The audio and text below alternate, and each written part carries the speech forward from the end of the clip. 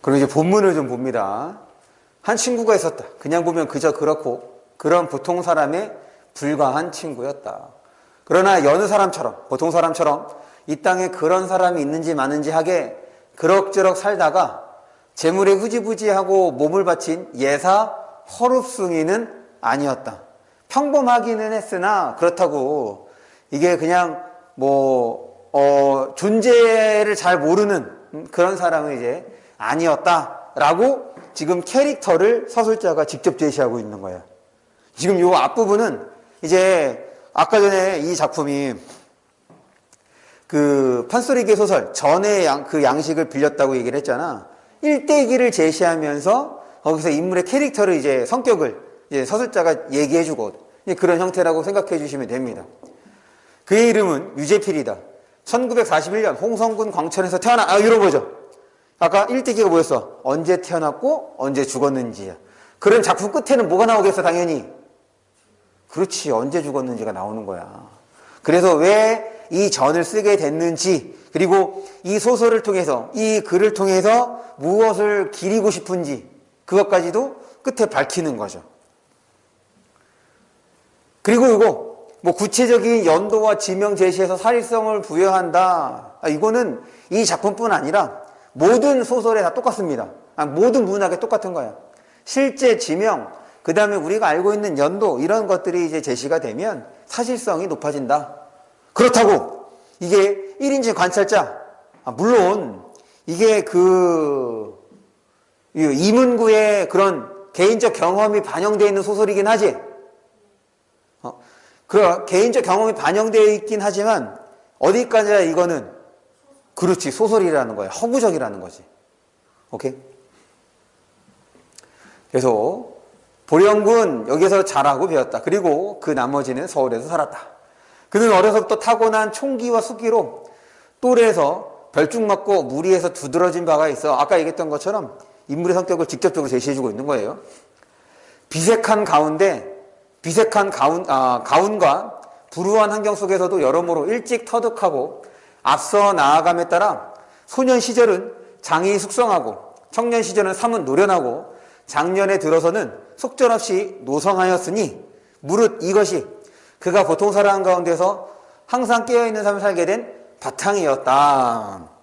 지금 이제 서술하는 방식도 지금은 이렇게 보통 표현을 하냐? 우리 소설을 보면 지금 이런 방식으로 표현하는 것이 많이 없어. 그러니까는 어떻게 소설은 일반적인 고전 소설은 문어체 혹시 들어봤어?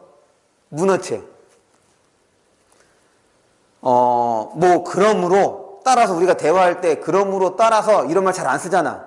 그러니까 글을 쓸 때만 나타나는 나름의 어떤 형태, 문체가 있거든. 그런 거를 문어체라고 하고 평상시 우리가 말하는 것처럼 쓰면은 구어체라고 얘기를 해.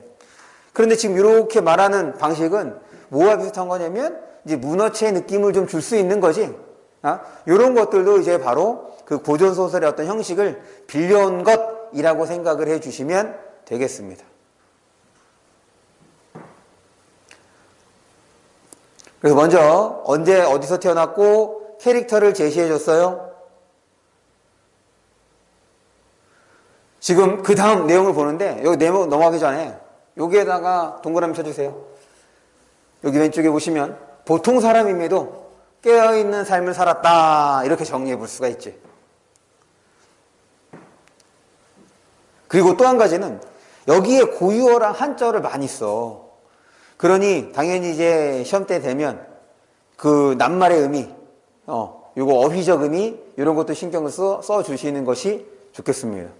다시 우리가 이제 중간고사 경험했던 것처럼 기본적인 내용들은 좀 기억해 두는 것이 필요하죠. 그러려면 외우려고 생각하는 것이 아니라 그냥 여러 번 보는 거야. 지금 더군다나 학교에서 전문을 한다고 얘기를 했으니까 요걸 하고 난 다음에 나머지 부분은 유인물을 통해서 좀 설명을 하는데 여러 번 읽어주세요. 그래서 지금 이 장면은 어떤 부분에 해당되고 어떤 부분에 해당되고가 여러분들 머릿속에 좀 구분돼서 정리가 좀 되어야겠다. 계속 볼게요. 그의 생애는 풀밭에서 뚜렷하고 쑥밭에서 우뚝하였다. 비유적 표현이죠. 지금 비유적 표현을 통해서 지금 그 존재감, 유자의 존재감을 드러내고 있습니다. 그는 애초에 심성이 밝고 깔끔하였다. 매사에 생각이 깊고 침착하였으며 성품이 곧고 굳은 위에 몸소 겪음한 바와 힘써 널리 보고 애써 널리 들은 것을 더하여 스스로 갖추어진 줏대와 나름껏 이루어진 주견으로 갈피 있는 태도를 흐트리지 아니하였다. 이렇게 아니하였다 이런 표현들도 좀 옛 느낌을 좀 주는 거지. 그러니까 전의 형식. 그 다음에 얘는 뭘 중시하는 거냐면 경험이야. 몸소 겪은 것과 그 다음에 널리 보고 애써 널리 들은 것. 이것도 결국 뭐야 이거? 겪은 거지. 일종의 유자는 경험주의자야. 자신의 경험을 통해서 깨달은 바를 뭐 하려고 하는 거야? 실천하려고 했던 사람이라는 것입니다. 계속 밑에 세 번째 줄이에요. 그러므로 주변머리 없이 기대거나 자발말이 없이 나대어서 남을 괴롭히거나 누를 끼치는 자는 반드시 장마의 물걸레처럼 쳐다보기를 한결같이 하였고, 이것도 주의해야겠네. 지금 여기에서 지금 캐릭터를 제시하는 게 이 캐릭터는 유자의 캐릭터가 아니라 유자가 싫어하는 사람의 캐릭터인 거지. 부는 수 없이 남을 제끼거나 바쁘 일어서서 섣불리 무엇인 척 으스대는 자는 삼국지에서 조조가 망하기를 기다리듯 이런 거야. 무슨 말이냐면 고전소설은 어떤 일, 그 다음에 인물의 성격, 그리고 인물이 말할 때 옛날 작품, 그러니까 고전소설은 어떤 특성이 있냐면 고사, 그 다음에 뭐 속담, 한자성어 이런 것들로 표현하는 경우가 많잖아. 지금 현대소설에서는 그런 게 거의 없어. 그러니까 여기에서는 지금 삼국지의 조조를 지금 어떻게 한 거야? 인용해 와서 끌어와서 지금 제시하고 있는 거죠. 이런 방식이 바로 어떤 고전소설의 형식을 차용한 증거다. 이렇게 생각을 해주면 되겠습니다. 삼국지에서 조조 망하기를 기다리듯 미워하여 매양 속으로 밑줄을 그어 두기에 소홀함이 없었다. 다시 딱 저 새끼 저런 놈이야 라고 뭐 한다는 거야? 인식한다는 얘기인 거지. 그거를 지금 조조 망하기를 기다리듯 이렇게 마치 고전소설에서 보는 표현 양식을 빌려와서 제시하고 있다는 것. 또 모름지기 세상의 일에 알면 아는 대로 힘지게 말하고 모르면 모르는 대로 수치게 말하여 마땅한 자리임에도 불구하고 어딘지 떳떳지 못하게 주눅부터 들어서 좌우의 눈치를 딱 부러지게 흑백을 하지 못하는 자가 있으면 마치 말만한 딸을 서울 가게 하는데 힘입어 그날로 이자 돈을 놓는 매몰스러운 구두쇠를 보듯이 으레 가래침을 멀리 뱉기에 이력이 난 터였다. 여기에서 그래서 이 파란색 글씨로 유자가 싫어하는 인물 지형에서 세 가지, 그리고 얘를 어떤 방식으로 제시했는지 한번 더 신경 써주면 되겠습니다. 그의 댐댐이는 물론 그것이 전부는 아니었다. 그래서 여기서 말하는 그는 누구야? 유자를 말하는 거죠. 체치는 그윽하고 체온은 따뜻하며 체질이 묵중한 사내였다. 또한 남의 아픔이 자신의 아픔을 깨달아 아픔을 나누고 눈물을 나누되 자기가 아는 바 사람 사는 도리에 이르기를 진정으로 바라던 위인이었으니, 실제로 여기서의 위인은 긍정적인 의미로 쓰인 거죠. 지금 여기서의 유자의 캐릭터는 긍정적인 거잖아. 그게 왜냐면 우리가 이제 소설에서 위인이라고 말할 때 실제로 긍정적인 의미로 쓰는 위인이 많지 않아. 대부분 반어적으로 쓰이거든. 그런데 여기서의 위인은 반어적으로 쓰이는 것이 아니라 긍정적으로 쓰이는 겁니다. 위인이었으니 짐짓, 저 옛말을 빌려서 말한다면 이제 이런 것도 같은 방식인 거죠. 아까 전에 삼국지 조조 망하기 기다리듯 이것처럼 고전소설의 표현 양식을 빌려온 형태입니다.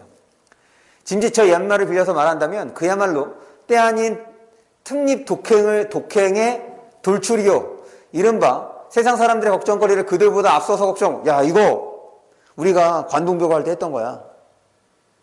선우후락. 세상 사람들이 즐거움을 본 연휴에야 즐거움을 누린다라고 말한 선비적인 덕량의 본보기를 하지 않을 수 없는 친구였다. 누가? 유자가. 그래서 우리 여기다가 별표해 주세요. 그는 유자였다. 여기다 별표.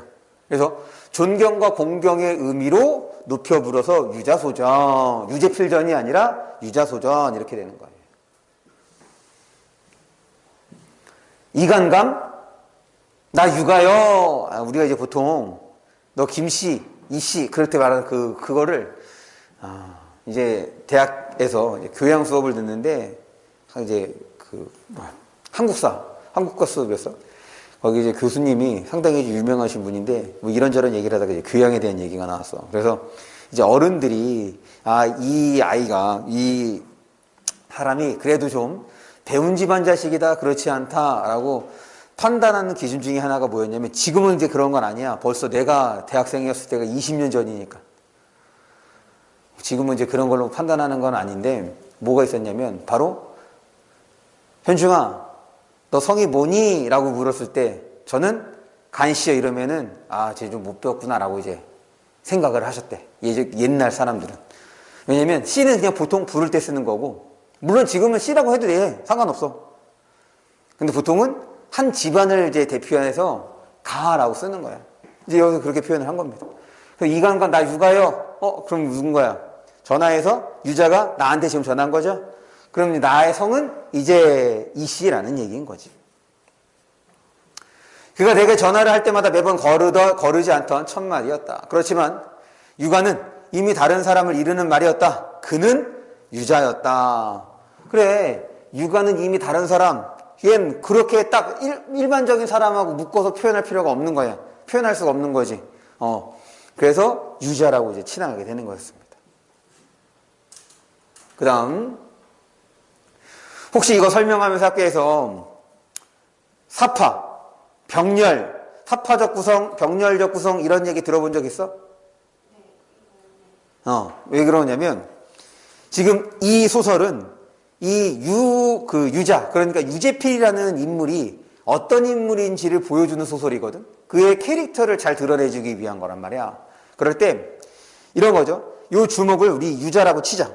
그러면 A라는 에피소드는 유자의 이면을 보여줄 수 있고 B라는 에피소드는 유자의 이면을 보여줄 수 있고 C라는 에피소드는 유자의 이면을 보여줄 수 있는 거예요. 그러니까 유자와 관련된 다양한 에피소드들 그거를 이제 우리말로 바꾸면 1화라고 하는 거지. 1화를 통해서 유자의 캐릭터를 부각하는 형식 그런 것을 어떤 구성이냐고 하냐면 사파적 구성인데 사파가 하나만 들어있는 게 아니야. 여러 개 들어있는 거죠. 그래서 병렬적 사파 구성, 뭐 사파적 병렬 구성 이렇게도 이제 얘기를 합니다. 그런데 아까 얘기했던 것처럼 기본적으로는 전내 형식이기 때문에 전체적으로 본다면 또 뭐라고 볼 수 있는 거야? 순행적이라고 볼 수 있는 거야. 그러니까 이거는 같이 선택지 잘 안 쓰겠죠. 서로 지시하는 의미 뜻하는 바가 조금씩 다르기 때문에. 그리고 이제 보면 알겠지만 얘는 처음부터 언제 태어나서 그러니까 서술자가 언제 태어난 순간부터 죽는 순간까지 쭉 관찰한 거를 적어서 순서를 제시한 것이 아니라 이 나가 유자와 만났던 기억을 어떻게 하는 거냐면 회상하는 방식이란 말이야. 그러니까 유자와의 경험, 유자를 만난 경험을 회상하는 방식으로 써나가고 있거든. 그런 측면에서 보면 꼭 순행적 구성이라고만도 할 수가 없다. 오케이? 그래서 일단 요거 이제 병렬적 사파 혹은 사파적 구성 이런 말 기억해 주시고 봅니다. 중력 부분의 줄거리예요. 유자는 특유의 부침성과 눈썰미로 학교의 명물로 이름을 날린다. 중학교 졸업 후 선거운동원과 국회의원 비서관을 지내다가 군에 입대하게 되는데 입영열차 안에서 당사주책을 읽은 덕분에 군에 입대해서도 도사라는 애칭을 얻고 편하게 지낸다. 제대 후 유자는 택시 운전을 하다가 예전에 택시 운전은 조금 귀한 직업이었어. 그러니까 직업이 이제 귀천이 없긴 하지만 그 택시 운전사라는 영화도 있었잖아. 여기서 말하는 내가 조금 이제 귀하다는 얘기는 좀 돈을 잘 벌 수 있는 직업 중에 하나였습니다. 그러다가 이제 택시가 많아져서 그렇게 된 거예요. 어쨌든 택시 운전을 하다 재벌그룹 총수의 운전사가 된다. 1970년 내가 지금의 세종문화회관 자리에 있던 예총회관의 문인협회 사무실에서 협회 기간지를 편집하고 있을 얼음이었다. 그래서 여기 봐봐. 서술자인 나가 유자와의 일화를 떠올리는 부분이라고 해서 시간적 배경과 서술자에 대한 정보를 제시하는데 그런 측면에서 보면 어떻게 되나 역수den적 구성이라도 할 수가 있다 이렇게 되는 거지. 이미 다 겪고 난 다음에 지난 일을 떠올려 보는 거니까 회상이라고도 볼 수 있고 역수den적이라고도 볼 수가 있습니다. 그리고 병렬적 사투와 당연한 거고. 그러니까 어떤 하나가 딱 옳다 이렇게 생각하지 말고, 알겠어? 특히 문학은 선택지 다 봐야 되는 거야. 계속 봅니다. 어느 날 난데없이 유자가 불쑥 찾아왔다. 10년도 넘어 된 해우였다. 오랜만에 만난 거죠?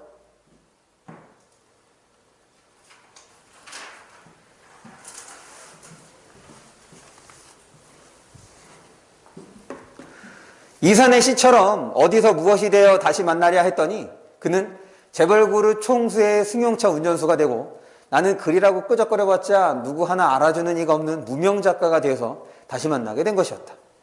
그가 잡지를 보다가 우연히 나를 알아보고 그 잡지사의 전화로 내 소재를 찾는 번거로운 절차를 무릅쓰고 찾아온 데는 그 나름의 속셈이 한 가지 있었기 때문이었다. 그런데 여기서는 나타나지 않고 뒤에서 나타나죠? 봅니다.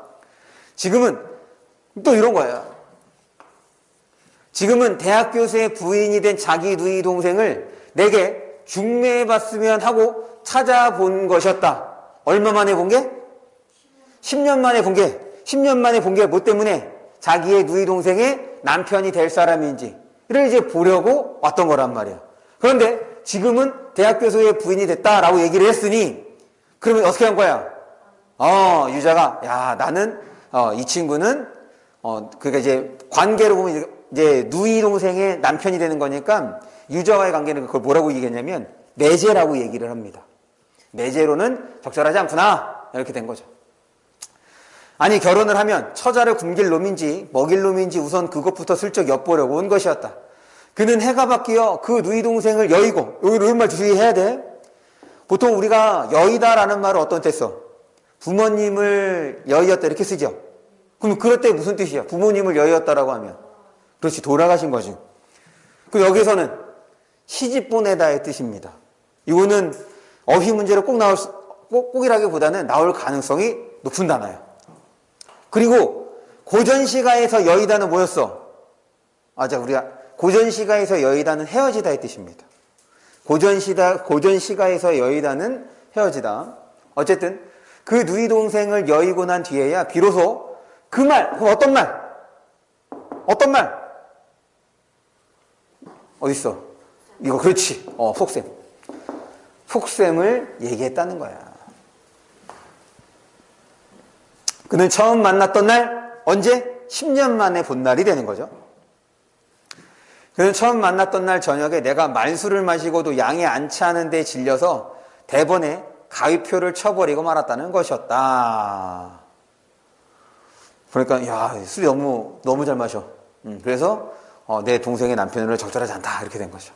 그래서 일단 지금 유자를 10년 만에 만난 일화를 얘기했다. 나름대로 어떤 거야? 어떤 계획한 바 자기의 주관에 맞춰서 사람을 좀 보려고 하는 모습이 있다는 거지. 이제 이런 거는 그 유자의 성격이 간접적으로 제시가 되는 거죠. 앞에서는 소개할 때는 직접적으로 제시가 됐지만 에피소드를 통해서는 간접적으로 제시가 되는 거야. 한 번은 이번 이제 두 번째 일화가 되는 거죠. 첫 번째 일화는 자기를 테스트한 거죠. 테스트라기보다는 나를 이제 매제로 받아들일 수 있는지를 한번 보러 온 거고, 이게 두 번째입니다. 한 번은 다본책이 쓰면 달라고 하여 번역판 사기를 한질 주었더니 그 후부터는 올 때마다 책탐을 드러내는 것이었다. 잡지사 편집실에는 사시장철 기증본으로 들어오는 책만 해도 이제 이루 주체를 못하도록 덤으로 답사이기 마련이었다. 그는 오는 족족 자기 욕심껏 그 책 더미를 헐어갔다. 장근 17년 동안 밥상머리에서도 책을 놓지 않았던 그의 열정적인 독서 생활이야말로 실은 그렇게 출발한 것이었다.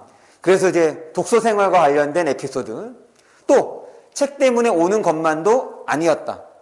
직장에서 답답한 일이 있으면 터놓고 하소연할 만한 상대로서 나를 택했던 것도 비일비재의 경우에 속하였다. 그럼 직장 어디에서? 그렇지. 총수 운전수로 있었을 때.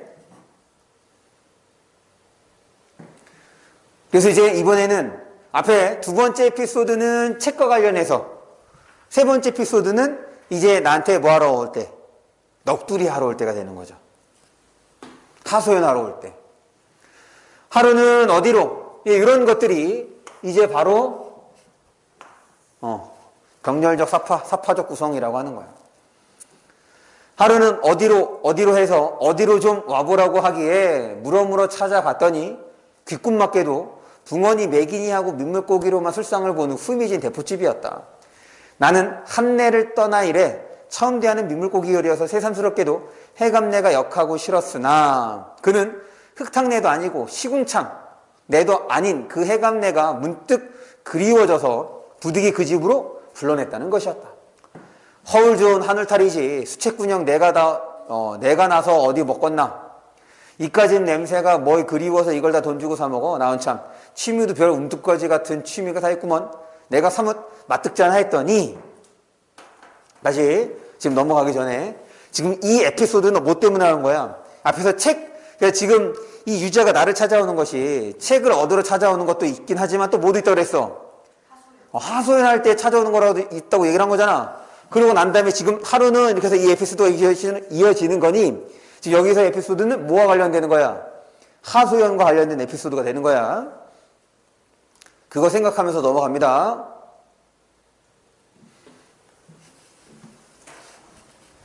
그래도 좀 구적구적한 데서 사는 고기가 하꾸라의 버덤은 맛이 나서 하면서 그날 사 말고 수그러들 기미를 보이지 않는 것이었다. 그러니까 뭐야?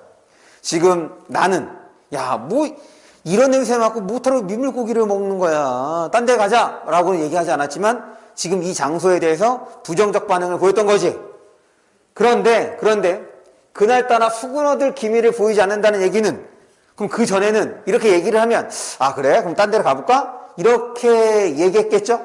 그런데 그날따라는 그것보다는 맛이 나 라고 얘기를 하고 있으니 지금 뭐야 그냥 진짜 이거 먹고 싶은가 보다 이런 생각이 들 수 있는 거야. 계속 봅니다. 그가 자기 주장에 완강할 때에는 그러니까 자기 주장 꺾지 않을 때에는 경험론적인 설득 논리였어. 앞에서 얘기했죠. 얘는 자기가 경험한 거를 바탕으로 그대로 실천하며 살아왔던 사람인 거예요. 그런 지금 여기에서도 이거 좀 구적한 데서 사는 고기가 하꾸라의 버덤은 구적한 데서 사는 고기 끊어야죠. 고기가 하꾸라보다는 얘가 더 맛이 좋다는 얘기인 거지. 맞아? 그러니까 지금 구적한 데 사는 고기는 지금 여기 민물고기를 말하는 거고 요거 하꾸라의 버덤, 하꾸라이는 다른 고기가 되는 거죠. 그런데 지금 경험론적인 설득 논리라고 얘기를 했으니 결국 하꾸라이를 어떻게 해왔다는 거야? 먹어봤다는 얘기인 거지. 그랬더니 뭐 딱 평상시와 달라. 그리고 얘가 이렇게 자기 주장을 굽히지 않을 때는 뭔가 일이 있는 거야. 그래서 무슨 얘기가 있는 모양이구만. 있다면 있고 없다면 있는데 들어볼라. 이게 이제 그 충청도 사람의 특성인 거예요. 바로 뭐면 돼? 이거 좀 들어봐. 이렇게 하면 되는데 있다면 있고 없다면 없고 나 안 듣고 싶은데 라고 하면 어떡하겠어. 삐치는 거야. 몇 날 며칠 가는 거야 이거 그러면. 그래서 저렇게 얘기하면 그래? 무슨 일 있었어? 이렇게. 이게 친구 관계가 좋아지는 하나의 방법인 거죠. 근데 저것도 한두 번이지. 안 그래? 내가 친구도 내 기분 맞춰줘야지.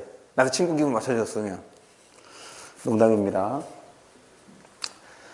그는 이야기를 펼쳐놓았다. 이제 여기부터야. 지금 이 이야기는 누가 얘기해 주는 거야? 유자가 나에게. 그러면서 지금 여기다가 나라는 말을 쓰지 않거든. 그가 이야기를 펼치면서 이제 나라는 말 없이 쭉 이어나와. 이런 부분이 이 뒷부분부터가 이제 어떤 느낌인 거야? 전지적 작가 시점이 느낌을 준다는 거야.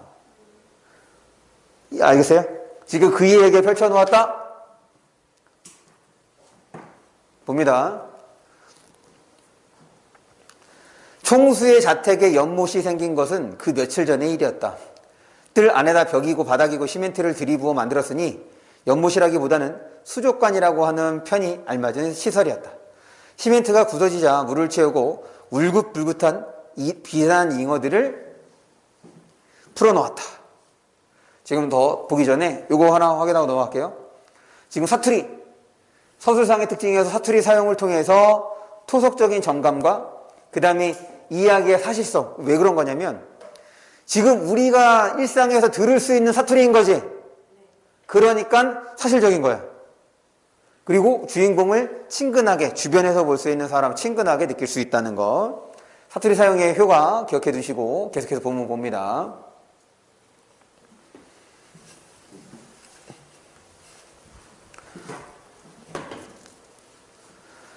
비단잉어들은 화려하고 귀티나는 맵시로 보는 사람마다 산성을 자아내게 하였으나 그는 처음부터 흙이 눈을 떴다. 여기서 그 누구 말하는 거야?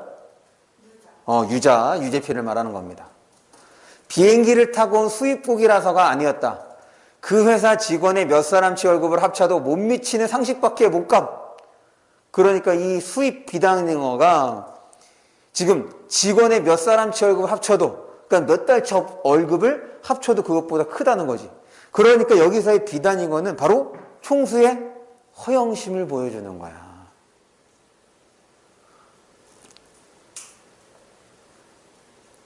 그리고 총수의 이중성을 보여주는 거고. 왜 그러냐면 뒤쪽에서 이제 어떤 얘기가 나오냐면, 야, 이거 학교에서 어차피 다 배웠으니까 총수가 유자한테 물고기 죽잖아? 너 죽은 물고기 어떻게 했어? 라고 했더니 뭐해, 유자가? 매운탕 끓여 먹었다 그래. 그랬더니 뭐라고 얘기하냐면 비인간적이라고 얘기한단 말이야. 그런데 누가 더 비인간적인 거야? 지금 여기 보면 몇 개월치의 월급보다 더 많은 돈을 주고 그 물고기를 사는 것이, 그럼 그 돈이 있으면 자기네 직원들 월급을 더 높여주는 것이 인간적인 처사 아니야? 그러니까 여기서의 비단잉어는 그런 총수의 허영심, 물질적인 그런 모습과 그 다음에 그 이중성, 총수의 이중성을 보여주는 소재라고 생각해 주시면 좋습니다. 나오죠? 여기다 별표해 주세요. 비단잉어, 회사 직원의 몇 사람치 월급을 넘어서는 비상식적인 가격, 그래서 총수의 사치스러움과 허영심, 이기심, 물질 만능주의 등을 보여주고 비단잉어에 대한 총수의 인식에 불만을 품는 유자의 인간적 면모를 드러낸다. 그러니까 총수는 어떻게 된 거야? 비교, 대조가 되고 있는 거죠. 그리고 유자와 총수 간의 갈등을 유발하는 소재라는 것.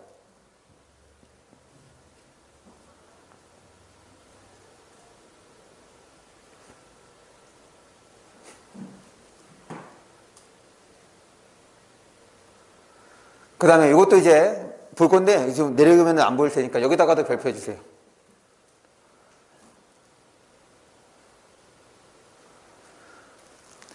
지금 이제 뱉어낸 메네또, 그 다음에 차에 코 풀고 싶어. 봐봐.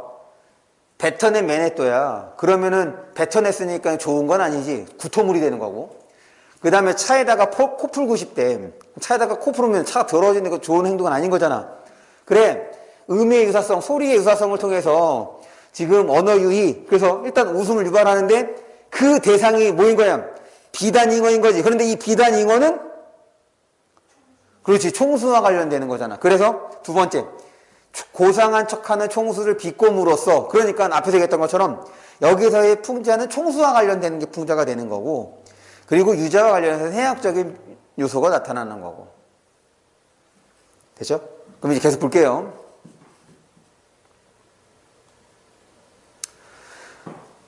대관절은 얼마짜리 고기가 한디 그래요? 내가 물어보았다. 마리당 80만 원씩 주고 하자 띠야. 그 회사 직원들의 봉급 수준을 모르게 내 월급으로 계산을 해보니 이렇게 되는 거지. 지금 그가 이제 이야기하는 도중에 다시 현재로 돌아와서 이렇게 된 거잖아.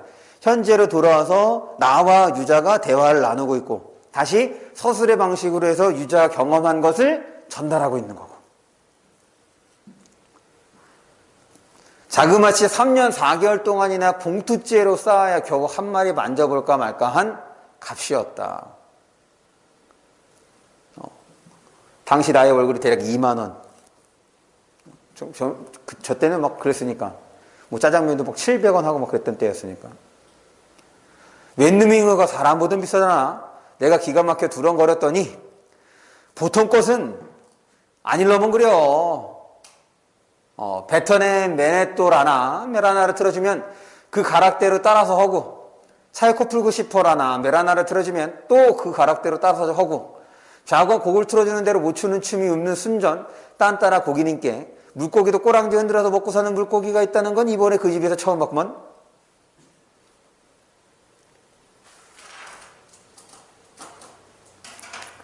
계속. 그런데 이 비단잉어들이 어제 새벽에 떼죽음을 한 거였다. 자고 일어나 보니 죄다 허옇게 뒤집어진 채로 떠 있는 것이었다. 총수가 실내화를 깬 발로 뛰어나왔지만 아무 소용없는 일이었다. 어떻게 된 거야? 한동안 넋나간 듯이 서 있던 총수가 하고 많은 사람 중에, 많고 많은 사람 중에 이렇게 되는 거죠. 많고 많은 사람 중에 하필이면 유자를 겨냥하여 물은 말이었다. 글쎄요. 아마 밤새 곧불에 들었던 개빈이요. 유자는 일부러요. 왜? 지금 비단잉어에 대해서 유자는 곱게 생각하지 않죠. 총수의 행동에 대해서도 곱게 생각하지 않아. 일부러요. 무슨 말인지 뒤쪽에 가면 알겠지만, 지금 나름 유자가 왜 이 비단잉어들이 죽었는지를 추론하지. 뭐 때문이야? 시멘트 독이야. 시멘트 독 때문에 죽은 거야. 그거 알고 있어. 이거 이렇게 하면 이것 때문에 죽었겠는데 라고 이게 생각하는데 지금 일부러 그 얘기를 하지 않아서.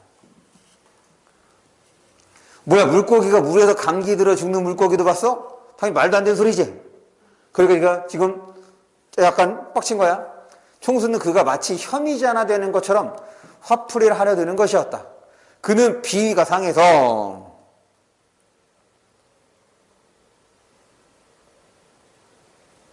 여기 넘어가기 전에 작품 연구에서 서사문학의 전통 두 번째 풍자와 해악. 그래서 이 작품에서 여기다 별표해 주세요. 풍자의 대상은 총수가 되고, 그 다음에 해악은 지금 이제 유자가 보여주는 행동들, 유자가 유발하는 웃음. 그래서 어떤 삶의 모습이 의미가 있는 거냐, 가치가 있는 거냐, 유자처럼 살아야 된다. 최소한 총수처럼은 살지 말아야 된다라는 것을 보여주는 겁니다. 계속해서 본문 볼게요. 그야 팔자가 사나워서 이런 후진국에 시집아. 여기에 이제 비아냥거리는 거지. 봐봐. 지금 후진국, 우리나라를 말하는 거잖아. 그래, 당시에 70년대면 당연히 개발도상국이야. 후진국이라고. 그러면 이제 무언가 막 이렇게 일궈 나가고 있을 때 돈이 생겼어. 그럼 투자를 한다든지, 아니면 자기 어떤 회사를 위해서 열심히 노력해준 사람들에게 그것을 베풀어 주는 것이 상식적이거나 그다음에 올바른 그 사회 지도층 인사들이 보여줘야 하는 모습인 거잖아. 그런데 얘는 뭐해? 지금 이 나의 월급에 견주어 보면 3년 4개월치의 월급으로도 사기 어려운 금붕어, 비단잉어를 사갖고 와서 그거를 자기 허영심, 사치스러움을 보여내는 거야. 당연히 그러니까 지금 후진국이라고 얘기를 하는 거라고. 후진국에 시집와 살라니까 여러 가지로다 개꼬가 쌓여서 조시도 안 좋았을 테고, 그런 디디가 부르 쓰고 지루박이고 가락을 트는 대로 디리다 쳐댔으니까 과로에서 몸살기도 다소 있었을 테고, 본래 받들어서 키우는 새끼들일수록 다다 탈에 많은 법이니까 그는 시멘트 독성을 충분히 우려내지 않고 고기를 넣은 것이 탈이었으니, 그래, 알고 이렇게 생각을 했던 거야. 그런데 일부러 뭐 곧불 걸렸다 이렇게 지금 얘기를 하고 있는 거죠. 왜? 총수의 형심을 이렇게 비꼬는 거고 있는 거예요. 그랬더니 총수가 어떻게 생각하겠어? 기분 안 좋아. 당연히 자기 비꼬는 거 아는 거지. 하면서도 일부러 배참으로 의문을 떨었다. 그러니까 마치 겉과 속이 의문스럽다는 얘기는 겉과 속이 다른 거야. 조금 교활하게 얘기를 했다 이렇게 하는 거죠. 하는 말마다 저 말 같지 않은 소리 시끄러 이 사람아. 총수는 말 가운데 어디다 어떻게 듣기 싫었는지 자기 성질을 못 이기며 돌아섰다. 그는 총수가 그랬다고 속상해할 만큼 속이 옹색한 편이 아니었다. 그렇지만 오늘 아침에, 그럼 이때 오늘이 바로 언제야? 이때 오늘이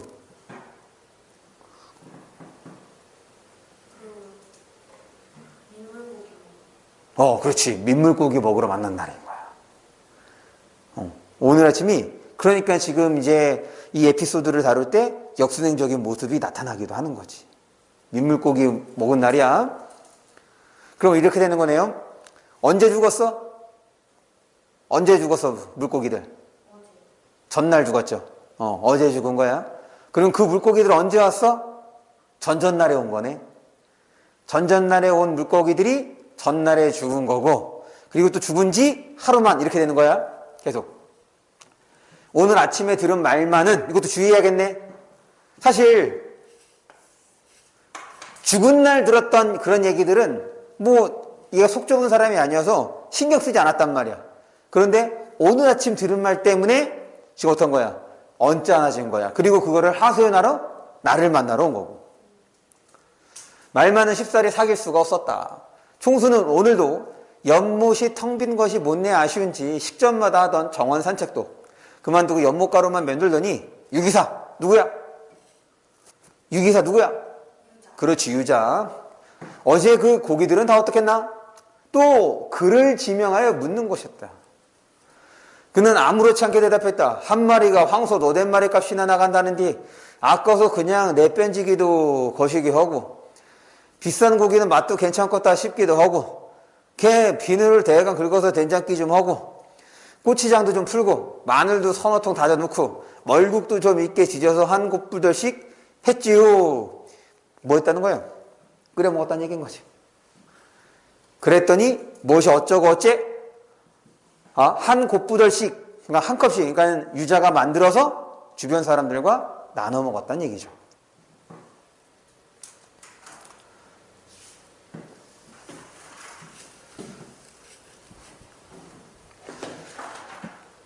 무엇이 어쩌고 어째? 외유. 외유 이런 잔인, 이거 뭐가 잔인해. 기껏 물고기인데. 되죠? 넘어갑니다.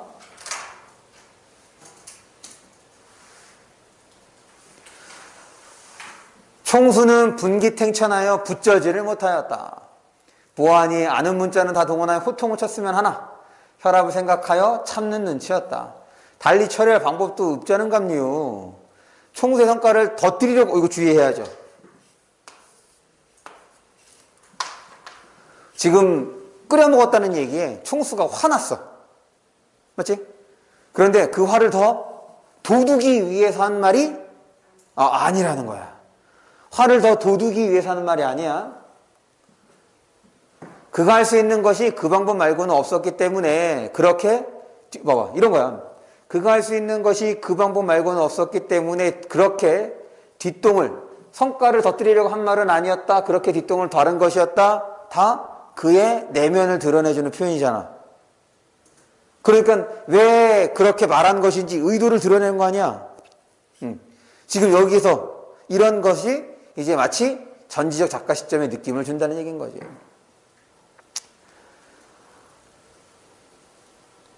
총수는 우악스럽고 무식하게 짝이 없는 아래 것들하고 따따붙다 해봤자 공연히 위신이나 흠이 가고 득될 것이 없다고 판단했는지 숨결이 웬만큼 고루 잡힌 어조로 그 불쌍한 것들을 저쪽 잔디밭에다 거의 묻어주지 않고, 그래 그걸 술안주에서 처먹어버려, 에이 피도 눈물도 없는 독종들 하고 혼잣말처럼 중얼거리면서 들어가 버리는 것이었다.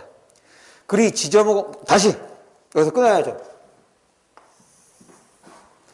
그리 지져먹어 보니 맛이 어떻다? 이거 누가 말하는 거야?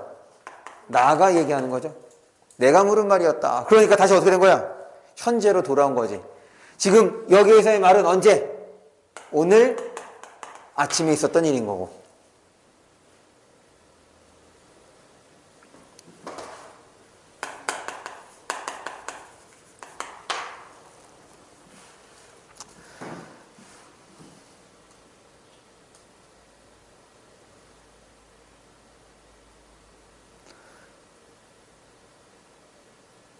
여기 왼쪽에 보시면 총수의 태도 있죠? 여기다가 별표해 주세요. 그래서 총수가 어떤 인물이다? 아까 이제 이중적인 모습 얘기했었지? 비단잉어 관련해서 위선적인 인물이야. 겉으로만 착한 척하는 거죠. 거짓으로 착한 척하는.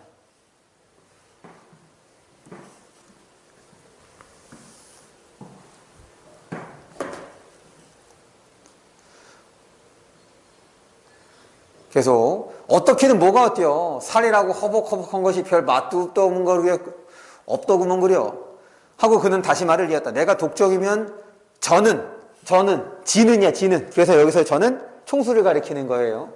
말종인디 좌우지간 맞대가리 없는 서양 물고기 한 사발에 국산육을 두 사발이나 먹고 났더니 지금하고 해감내가 나더라도 이런 붕어지짐이 생각에 절로 나길래 옛가장 나오러 갔던겨 라고 하면서 지금 불러낸 이유를 밝히고 있는 것이.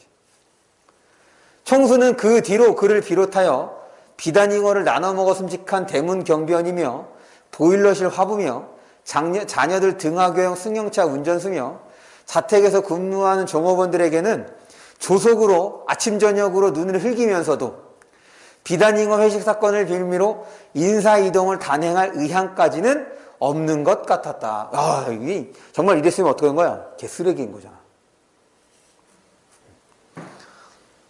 실제로 이런 비슷한 일이 있었대. 최근에 내가 지난 이제 중간고사 하면서 이제 가자고 2학년 그 시험 대비를 하는데 이 가자고 2학년 시험 대비는 좀 독특해. 교과서 내용이 반 다 외부 지문이야. 나머지는. 그래서 이제 유인물 학교에서 나눠주고 그러는데 그것도 유명한 작품들이 아니라 정말 최근의 작품들. 그리고 최근에 그 이제 뭐 이론서 같은 것들이잖아. 거기에서 이제 복사를 해서 학생들에게 나눠준 거더라고. 그러니까 그 문제 자료가 하나도 없어. 다 이제 내가 문제를 만들어야 된다 건데. 거기에서 최근에 나온 소설이야. 2017년에 나온 소설인가? 뭐 일의 기쁨과 슬픔이야. 일의 기쁨과 슬픔이라는 단편 소설이었습니다. 거기에 뭐가 나오냐면 어떤 카드회사 회장이 나와. 그 카드회사 회장이 SNS를 되게 좋아해. 그리고 클래식도 좋아합니다. 카드사 사장이었어. 근데 이제 그 사장이 SNS를 이용해서 자신의 그런 거 팔로워들에게 좀 뭐랄까 좀 그러니까 나 이런 사람이야. 너희들을 위해서 이런 거를 이제 하고 싶었던 거였나 봐. 근데 이제 그 소설 속에서 그 사람이 이제 클래식 애호가였는데 누구지? 회장이 우리나라 클래식 애호가들도 되게 유명한 누군가를 막 초청하기를 바랬나 봐. 근데 이제 실제로 그것이 잘 안 이루어져서 이제 그 카드회사 회장님 SNS에다가 막 그런 요청의 글을 남긴 거야. 그랬더니 회장이 이제 거기서 등장한 한 인물한테 그 회사 직원한테 이제 지시를 내려. 무슨 얼마가 들어도 상관이 없으니 꼭 그 사람의 공연을 우리나라에서 성사시켜라. 그래서 그래서 우여곡절 끝에 성사시키는데 보통은 이제 그렇게 이제 일정이 나오면 그냥 회사 홈페이지에 올렸대. 소설 속에서. 그래서 올렸는데 갑자기 회장실에서 연락이 온 거야. 지금 회장실로 올라오라고. 그러더니 회장이 빡친 거야. 왜 누가 그거를 멋대로 회사 홈페이지에다가 공개를 하냐고. 근데 여태까지 그렇게 공개를 해왔었던 건데. 그러면서 이제 그 인물이 생각하기를 자신의 그런 영향을 한번 보여주고 싶었구나 이렇게 생각이 들었던 거야. 이제 그 이유가 문제야. 그 일을 성사시키면 승진시켜준다 그랬어. 승진이 아니라 좌천단 아예 그 부서 이동이 된 거야. 그런데 이제 그 인물은 좀 긍정적인 사고를 하고 뭐 어차피 내가 카드 회사에 들어왔으니까 내가 이제 새로운 분야에서 또 새롭게 공부한다 생각을 하면서 잘 이제 하려고 해. 그러다가 이제 카드 회사니까 이제 카드를 좀 만들려고 새로운 카드를 좀 또 만들려고 하는데 거기에 갑자기 회장이 온 거야. 그래서 그 인물이 이제 프레젠테이션 하는 거에 대해서 몇 가지 질문을 하는데 거기에서 그 카드의 혜택이 포인트를 2배를 주는 거였나 봐. 그래서 그걸로 유인책이 될 수 있다고 생각하나? 라고 이제 회장이 물었더니 포인트 싫어하는 사람이 있나요? 다 좋아하지 않나요? 이렇게 했던 거야. 그랬더니 그 회장이 걔한테 6개월치의 월급을 포인트로 줘. 카드 포인트로. 갑질 오지지. 완전, 나는 이게 소설에서 그런 건 줄 알았어. 그런데 실제로 모 카드사 회장이 직원들 월급을 포인트로 준 적이 있대. 실제로. 그래서, 개새끼라고. 이제 내가 무슨 카드 회사라고 얘기하면 또 문제가 될 수 있잖아. 요새는 사실을 얘기해도 명예훼손으로. 물론 이 영상을 누가 보겠어. 어쨌든. 나도 최근에 알았어. 그 소설 보고, 이런 또라이, 야, 그래. 갑질 정말, 이렇게 할 수도 있지. 야, 상상력 대단하다고 생각했거든. 근데 얼마 전에 알았어. 우리나라의 모 카드 회사 회장이 실제로 그렇게 직원 월급을 포인트로 준 거야. 야, 이거 보니까 딱 그게 생각이 나네. 만약에 이 사건을 빌미로 인사이동했으면 똑같은 놈인 거야. 70년대가 지금 걔가 2010 몇 년도에 일어났대. 최근이야. 한 4, 5년도 안 됐을걸? 검색하면 나오겠다. 카드 월급을 포인트로 준 회사. 나중에 한번 검색해보세요. 어쨌든 그는 하루바삐 총수의 승용차 운전석을 떠나고 싶었다. 남들은 그룹 소속 운전수들의 정상이나 다름없는 그 자리에 서로 못 앉아서 턱주가리가 떨어지게 올려다보고들이 있었지만 그는 총수가 틀거지만 그럴듯한 보잘것없는 위선자로 비치기 시작하자 처음에는 몰랐던 거야.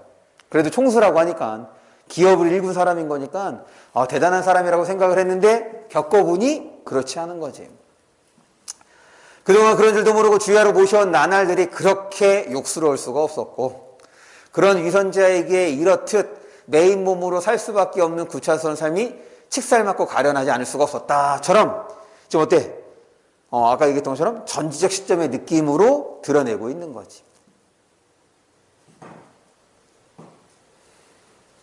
넘어갈게요.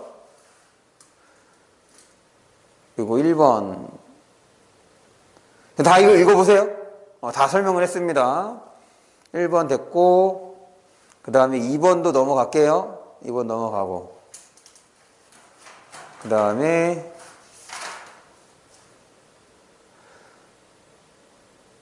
네, 여기 다 읽어보세요. 여기 이제 해답은 지금 작품 설명하면서 다 얘기했던 거니까 여기에 나오는 단어들을 해서 다 꼭 읽어보기 바랍니다. 3번을 좀 보자.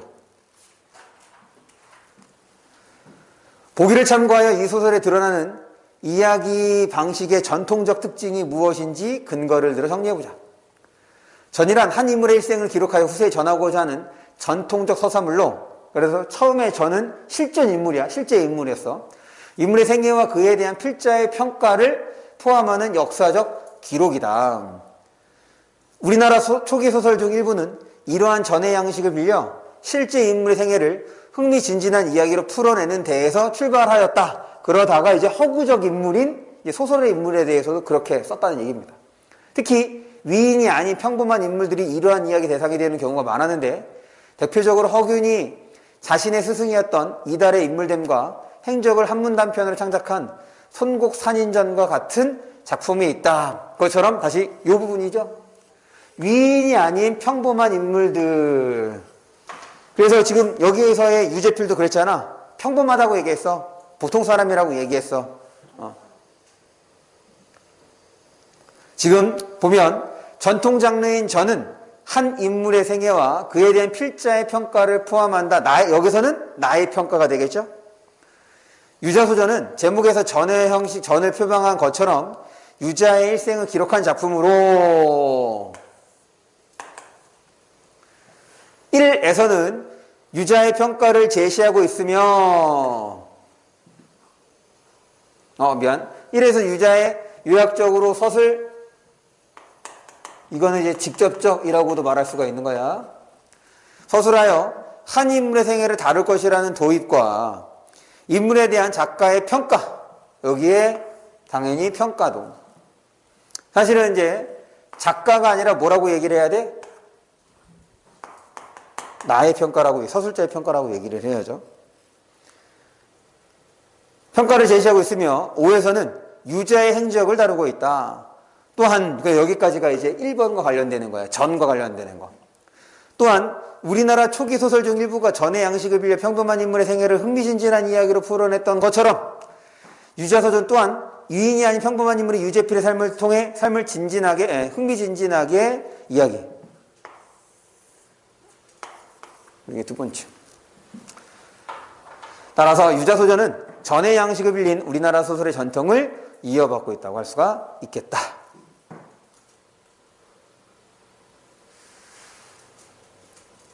그 다음 4번. 이 4번에다가 발표해 주세요. 지금 판소리계 소설, 판소리계 소설에서의 일부야. 이제 흥부전에서 일부를 따왔는데 아까 이제 판소리에 대한 얘기 했었죠. 지금 이 부분이 바로 장면의 극대화라고 얘기하는 부분이에요. 그래서 흥미있는 부분의 분량을 늘리는 것. 그러면 이거 분량을 쉽게 늘리는 방법이 뭐 있느냐? 열거, 대꾸, 반복. 그리고 흥미를 높이기 위해서 또한 뭐도 쓰느냐? 과장.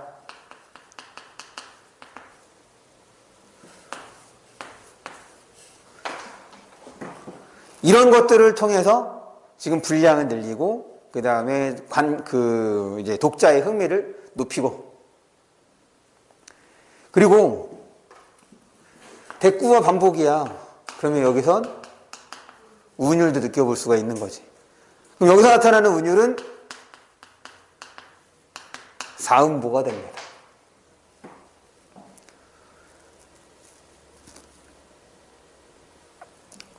볼게요. 다른 사람은 5장 6보로 돼 놀부는 5장 7보였다. 어찌하여 그런 거 하니?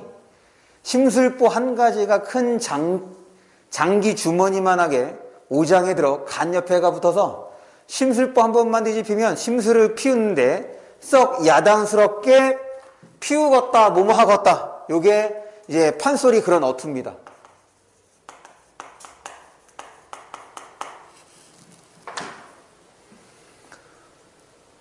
술 잘 먹고 욕 잘하고 쌈 잘하고 초상난데 춤추기, 불 붙는 집 부채질, 어린아이 집어뜯기, 다된 흥정 그만두기, 과객이 들어오면 재울 듯이 두었다가 해가 지면 쫓아내기, 남의 제사 닭 울리기, 장독에 구멍 뚫기, 매주 찢는데 생콩 넣기, 소환한데 고기 주기, 한길에 허방 파기, 비오는 날 장독 열기, 부형 친구 봉변 주기, 장에 가면 억지 흥정, 간 곳마다 도적질을 날마다 이놈이 행하는데 라고 해서 농부의 심술궂은 행위들을 쭉 열거 대꾸를 통해서 제시해주고 있는 거죠. 물론 여기 반복은 없지? 똑같은 게 나타나는 거 없긴 하니까. 그럼 어쨌든 장면의 극대화는 이런 것들을 통해서 지금 나타난다, 표현한다는 것. 그래서 웃음을 유발하는 상황 여기다가 발표해 주세요. 그럴 때 분명 놀부도 부정적 인물이란 말이야. 놀부도 부정적 인물이고 이 작품에서의 총수도 부정적 인물인데 이거야. 놀부의 악독하다기보다는 허점이 많은 심술궂은 행태를 나열함으로써 진술이 심각성을 잃고 유희가 되며 웃음을 유발한다. 즉 여기에서는 해악이라는 얘기인 거야. 여기에서는 해악, 즉 풍자성이 떨어진다는 얘기거든. 그런데 유자소전에서는 언어 유희를 통해, 그러니까 일단 웃음을 유발하는 방식이 좀 다르긴 하죠. 여기에서는 심술궂은 행위의 열거를 통해야 언어 유희를 통해 총수가 아끼는 비단잉어를 희화화하고, 비단잉어가 죽은 이유를 감기에 걸렸다거나 객고에 쌓였는데 춤을 추느라 가로했다고 말함으로써 사태를 희화하고 비꼬아, 그러니까 여기 유자소전에서는 총수에 대해서는 풍자의 성격이 높아지는 거죠.